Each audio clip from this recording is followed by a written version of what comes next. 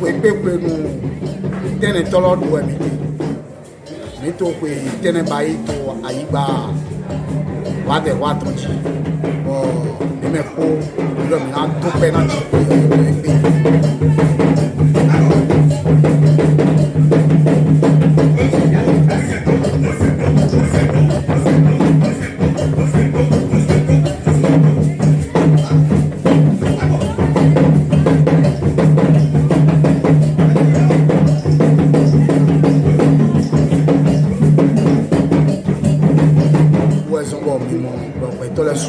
toli mi yo betole de ni wa do pe ha mi wo betole do wa no ko do mi to mo do pe na no kan ya so je o ton tori ko holo de mi do to bi ba mo pe lo dali we bi ayi si do si ansande wo eye gbe ba yi si do betole ka wa eso ko se te ko aki wa joku wa ji wa do do ji re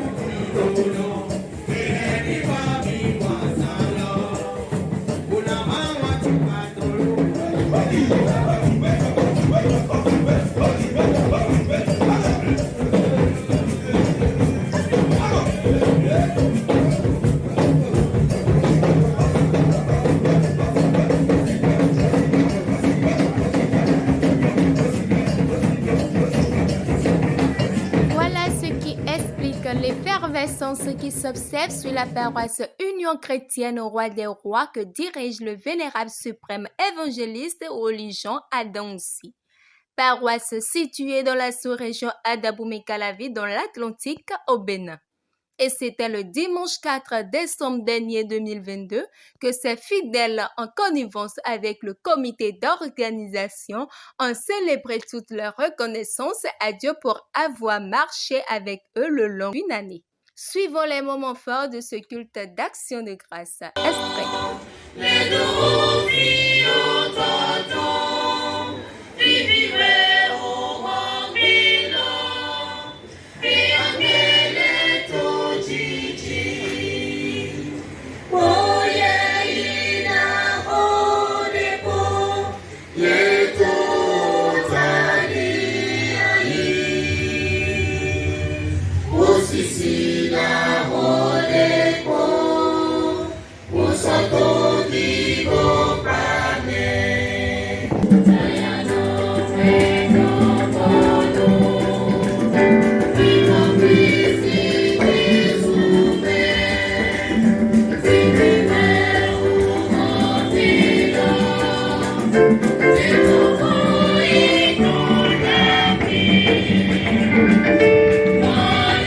Anyway.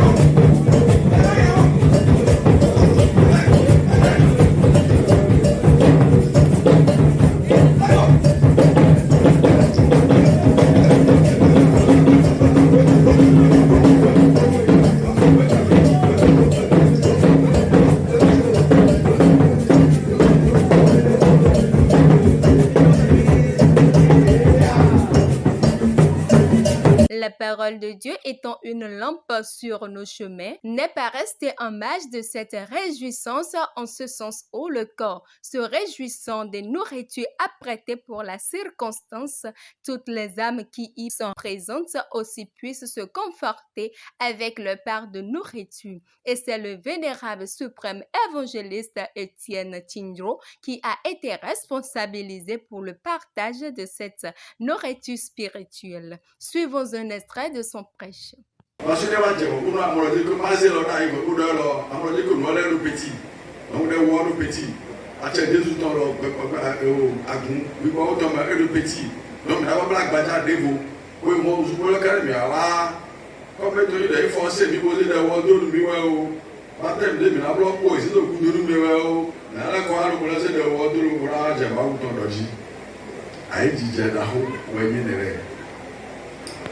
Parce que ma voix était midi, était midi, mon amour dit tout le monde. Qu'est-ce que était midi pour maman? Il le dira ma. Car oui, était midi, était midi pour maman. Toi, on peut le mettre. Ma meeting de la mamie. Il est pour de Jésus. Il est pour Jésus. Actuellement, pour que tu Jésus. Bon, il m'a dit tout Jésus. Au centre, il m'a dit tout Jésus. Jean-Baptiste Ewador. Milila Ihamitole, Nidome Mitole, Navo Injalado. Zisa Mitole, Navo Injalado.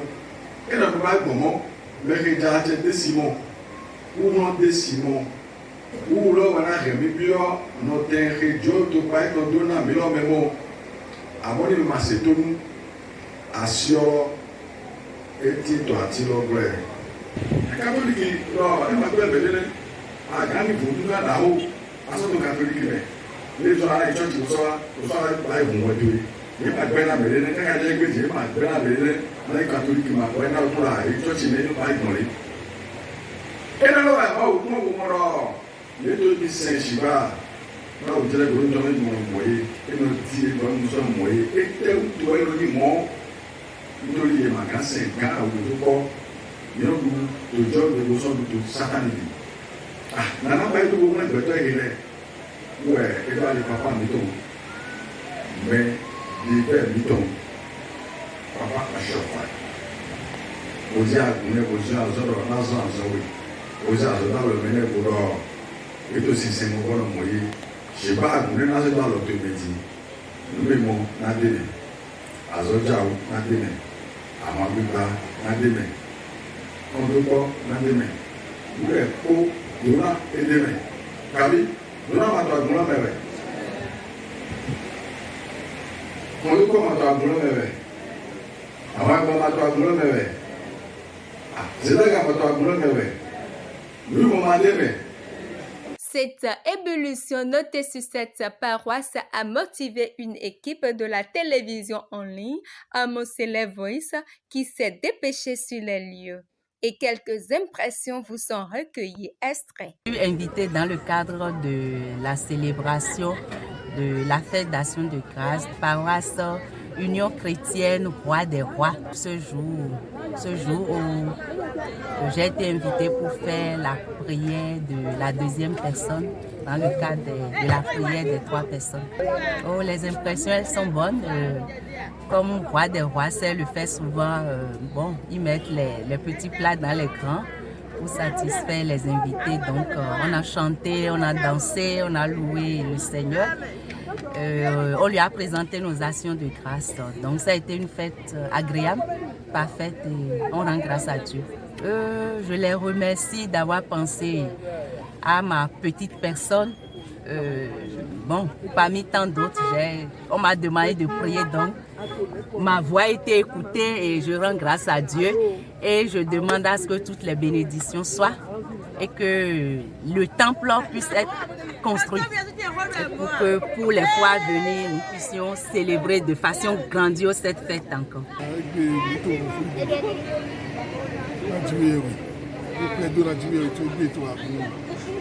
Côté nous va devoir tout dire. Ah, j'ai vu ton souba ou d'autres jouets pour nous tout bien.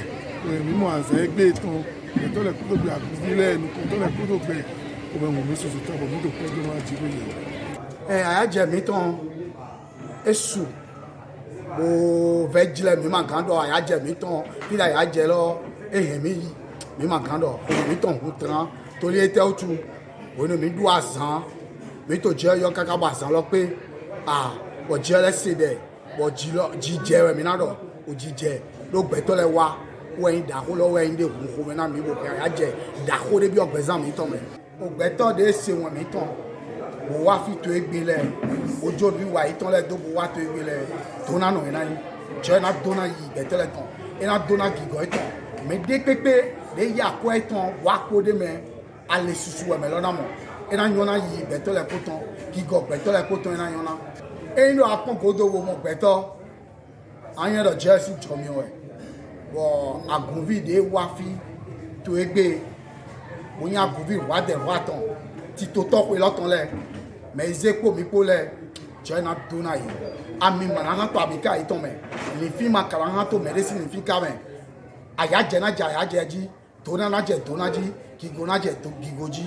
Notons que pour cette édition de la fête annuelle d'action de grâce de la paroisse Union chrétienne au Roi des Rois est spécialement en offrande à Dieu afin d'évoluer dans la construction des travaux sur la dite paroisse. Les regards désormais fixés sur l'édition à venir implore déjà la clémence de Dieu, qu'il nous garde. Amen. Shalom.